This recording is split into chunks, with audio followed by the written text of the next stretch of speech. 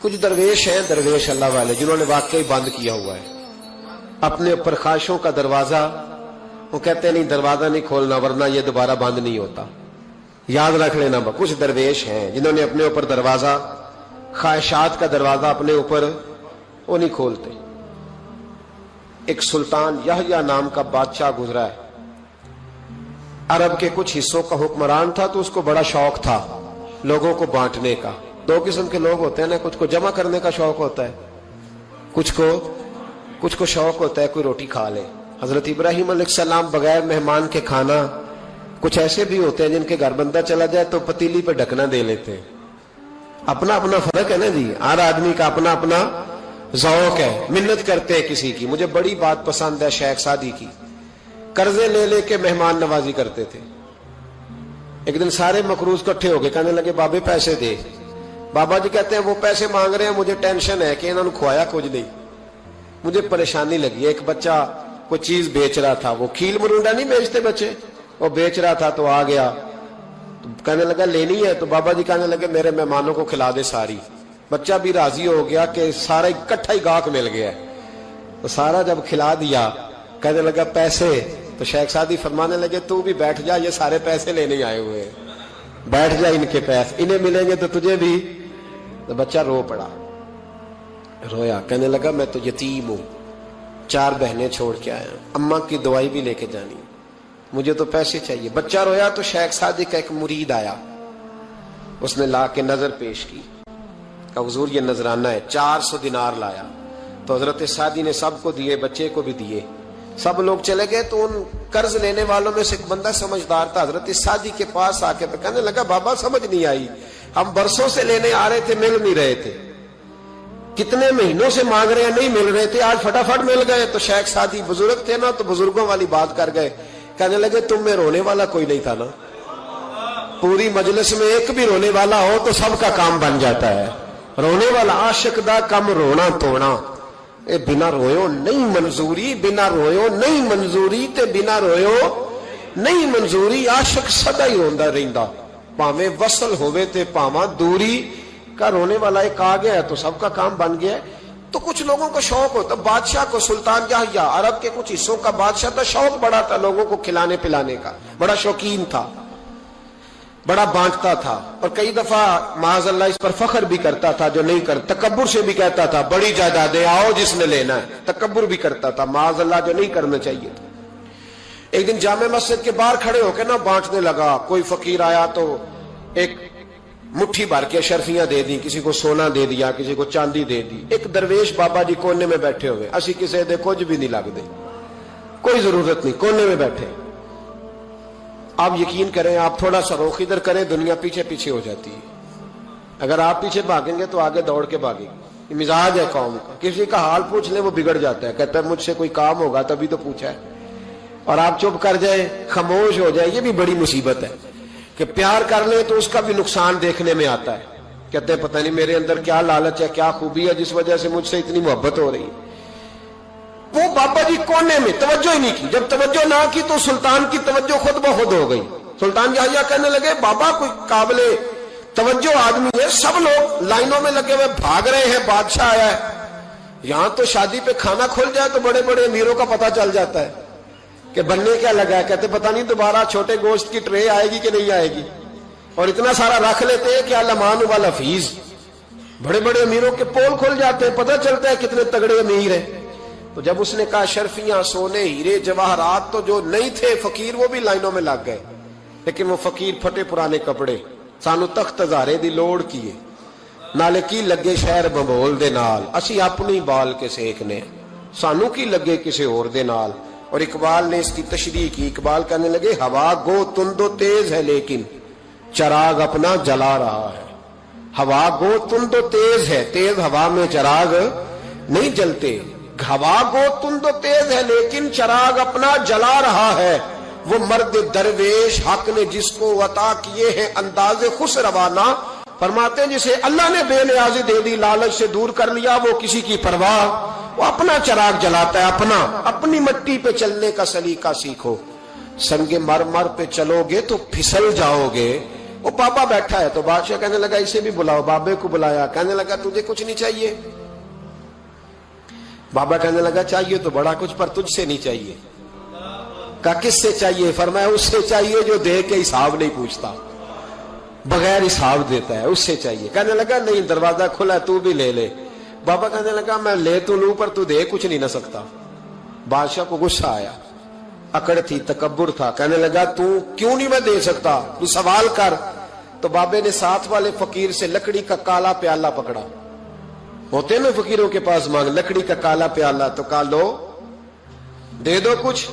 اس نے فوری طور پر سونے کی اشرفیاں مٹھی بھری اور لکڑی کے پیالے میں ڈالی. اب جب پیالے میں ڈالی تو کڑ کڑ کی آواز تو آئی, پر پتہ نہیں وہ کدھر گئی ساری اشرفیاں. دوسری مٹھی ڈالی تو پھر کڑ کڑ کی آواز آئی, پر اشرفیاں کدھر گئی کوئی پتہ نہیں چلا. تیسری, چوتھی, پانچویں, بابے کا پیالہ خالی کا خالی. 2 دفعہ بھی, 4 دفعہ بھی. یہ بادشاہ لوگ ضدی ہوتے ہیں, مانتے نہیں جلدی. جو کہ کسی نے بتا دیا ہوتا ہے نا سارا کچھ تم ہی ہو, اڑ جاتے. ہاں جو جس منصب پہ بھی بادشاہ ہوتا ہے اڑ جاتا ہے. اس نے کہا میں بھی ضدی ہوں, پیالہ بھر کے چھوڑنا ہے. ایک بوری منگا لی, دوسری منگا لی, تیسری منگا لیا. بابا خوش ہے, مطمئن ہے, چلو ڈالو, تم نے کہا تھا ملے گی. اب وہ مٹھی ڈالتا, کبھی اشرفیاں, کبھی ہیرے, کبھی چاندی, پر پتہ نہیں کدھر جاتی. بالآخر آہستہ آہستہ بیک ہونے لگ گیا. وزیر کہنے لگا بادشاہ پیچھے سے بوریاں ختم ہو گئی ہیں, اب نئی منگانے لگیں گی, پیچھے کوئی چیز بھی نہیں, ختم ہو گیا سارا کچھ. انسان کسی کو کیا دے سکتا ہے؟ کیا ہاں وہ انسان بڑا نوازتے ہیں جن کے پاس خزانے بھی اللہ کے دیے ہوئے ہوتے ہیں, وہ نوازتے ہیں لوگوں, وہ نوازتے. کہا تو کیا دے سکتا ہے؟ بادشاہ جب تنگ آ گیا نا بادشاہ, تو گھوڑے سے نیچے اتر آیا اور بابے کے پیروں میں بیٹھ کے کہنے لگا بابا یہ پیالہ ہے کس بلا کا نام؟ نیچے کون سا کنواں ہے کہ جو کنواں جو نیچے گراتا ہی جاتا ہے اور جو بھرتا ہی نہیں ہے؟ تو اب بادشاہ کا ہاتھ رکا تو بابے نے پیالہ چھوڑ دیا اور بڑا قیمتی لفظ کہا. بابا کہنے لگا بادشاہ یہ انسانی خواہشات کا پیالہ ہے, یہ انسان کی خواہشوں کا پیالہ ہے, یہ لالچ کا پیالہ ہے, یہ کبھی بھر سکتا. انسان کبھی کہتا ہے یا اللہ اپنا مکان دے دے بڑا راضی ہوں, اسے اپنا مل جاتا ہے, پھر کہتا ہے نہیں سوسائٹی میں ہونا چاہیے. پھر سوسائٹی میں اللہ دیتا ہے تو کہتا ہے 5 مرلے کا چھوٹا ہے. اس کے نفس کا پیالہ کبھی بھرتا. نبی پاک علیہ السلام نے فرمایا تھا اس خواہش کے پیچھے نہ لگنا جو تمہیں نئی خواہش میں ڈال دے. کوئی نہیں سمجھ آئی بات کیا, بڑی بات کر دی حضور نے ایک جملے. مسند امام احمد بن حنبل میں حدیث ہے, فرمایا اس خواہش کے پیچھے نہ لگنا جو تمہیں ایک نئی خواہش میں ڈال دے, اس کے پیچھے نہ لگنا. اور فرمایا اس خواہش کے پیچھے نہ لگنا جو تمہیں بے جا خواہشوں کے پیچھے لگا دے.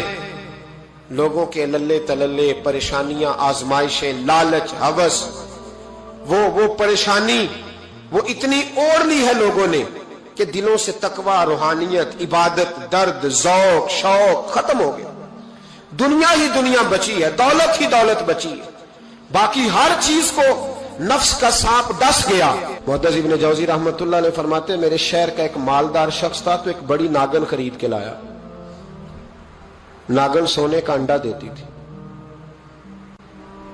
تھی ناگن, پر انڈا سونے کا انڈا دیتی تھی. اس کے بال بچوں نے بھی, ایک ہی بیٹا تھا, بیوی تھی, انہوں نے کہا ابا ناگن ہے اس کا کام دسنا ہے, تو خیال کر. کیا کہا تھا حضرت سلطان بہو نے, کھارے کھو کدی مٹھے نہیں تھیندے, پاویں سہ منا گڑ پائیے تے سپاں دے پوت کدی میتھ نہیں تھیندے, پاویں چولیاں دودھ پیائیے. اس کی فطرت میں ڈسنا ہے. تو یہ ڈسے گی, بات ختم ہو گئی. کہا نہیں, سونے کا انڈا دیتی ہے. رکھ لیا گھر میں. بکری رکھی ہوئی تھی, پالتو بکری. بکری کو ناگن نے ڈس لیا, بکری تڑپ کے مر گئی. بیوی اور بیٹا کہنے لگے خیال کر, بکری کو ڈس لیا نا اس نے کہا بکری کتنے کی؟ کہا 6 دینار کی. سونے کا انڈا کتنے کا؟ کہا 50,000 دینار کا. تو کہنے لگا چھوڑو, انڈا تو مل رہا ہے نا, اگرچہ ناگن ہے, انڈا تو آ رہا ہے. کچھ دنوں کے بعد گھر میں گھوڑا رکھا تھا, گھوڑے کو ڈس لیا, تڑپ کے مرا گھوڑا. اس کو پھر سمجھایا بیوی اور بیٹے نے کہ بس کر دے, یہ ناگن ہے, یہ ڈسے گی. उसने कहा घोड़ा कितने का 20 दिनार का। तो अंडा कितने का? 50,000 दिनार का। तो छोड़ो घोड़ा, मरने तो नया ले आएंगे। अल्लाह अकबर। एक नौकर घर में रखा था जानवरों को चारा डालने को। अचानक उसने चारा जो उठाया तो अंदर वो नागन बैठी थी। उसने हाथ पे डसा, गरीब ने चीखें मारी, चीखें, पर गरीबों की चीखें लोगों को सुनाई नहीं ना देती। गरीबों की चीखें लोग दरवाजे बंद कर लेते हैं। लोगों ने इसलिए काले शीशे लगाए हैं कारों को कि गरीबों की चीखें ना दिखाई दे ना सुनाई दे। नागन ने डसा, चीखने लगा नौकर, लेकिन गरीब का खून भी सस्ता होता है ना। उसका सारा वजूद जहर से फट गया। लेकिन मालिक को तरस न आया, कहने लगा नया मुलाजम आ जाएगा। अब बीवी और बेटे ने पैरों में बैठ के समझाया कि बस कर दे, इसको छोड़ दे कहीं या मार डाल, ये नागन है। उसने कहा पागल हो गए हो, कभी सोने का अंडा देखा है? सोने का अंडा देती है। वक्त गुजरने लगा, चंद महीने सुकून के गुजरे, लोग बात भूल गए। एक दिन सवेरे सवेरे कमरे से मां के रोने की आवाज आई, और जब अम्मा चीखी, खामन दौड़ा तो कहने लगी ले तेरे सोने के अंडे बच गए। और वो देख मेरे बेटे को डस के बिस्तर से उतर गई है। वो देख मेरा इकलौता बेटा। अभी बेटे को उठा के तबीब के पास ले जाने ही लगे थे, वो अपने घर के दरवाजे तक पहुंचा था कि जनाब इजराइल पहले तशरीफ ले आए। अब जब वापस आया, बेटे का जनाजा बड़ा मुश्किल है बाप के लिए उठाना, बड़ा मुश्किल है, बड़ा मुश्किल। रोने लगा, चीखने लगा। एक बेटा वो भी पर्दा कर गया। जनाजा उठा, लोग उसको दफन करने के लिए निकले तो मां ने भी सारा सामान समेटा। मां ने भी वापस आके कहने लगा तू कहां जा रही है? कहने लगी इस वेड़े में, इस सहन में मेरे बेटे की मौत हुई। यहां सोने के अंडे बचे पर मेरा बेटा नहीं बचा। मैंने उस आंगन को क्या करना है जिसमें सोना तो पड़ा हो पर बेटा मां पुकारने वाला हो ही कोई ना। मेरी तो सारी आरज़ुएं उजड़ गई, तेरे लालच ने हर चीज तबाह कर दी। कहने लगा मैं इसे मार डालूंगा, निकाल दूंगा, अब क्या फायदा। तो खत्म हो गई बात। देख कदरा कुछ कदर न जाती, कीती खूब तसल्ली हूं, दुनियादार पुजारी जर दे, कुत्तियां दे गल टल्ली हूं, अब क्या फायदा। बीबी निकली तो शख्स चौक में आया, डंडा लिया, नागन को मारा। और इब्न जौजी फरमाते हैं वो पागलों की जिंदगी बसर करता था। उसके दाएं बाएं सोने के अंडों का ढेर लगा होता था। वो लोगों को कहा करता था मेरे जैसे लालची न बनना। मेरे पास ना बीवी बची, ना बच्चे बचे, ना घर बचा, ना कोई वफादार बचा। हाँ मेरे पास दौलत बच गई। यार मिले